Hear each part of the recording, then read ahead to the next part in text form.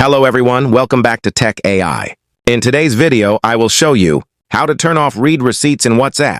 Read receipts on WhatsApp are notifications that indicate when a message you have sent has been read by receipt.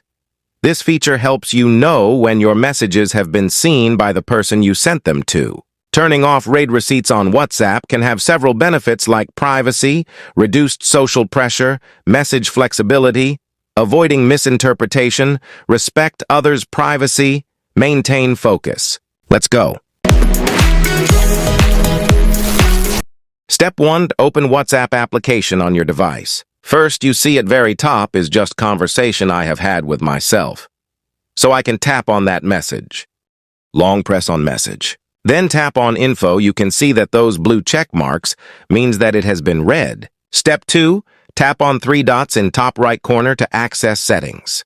Step 3. Go to privacy setting, tap on privacy to access privacy settings. See if read receipts off. You won't send or receive read receipts.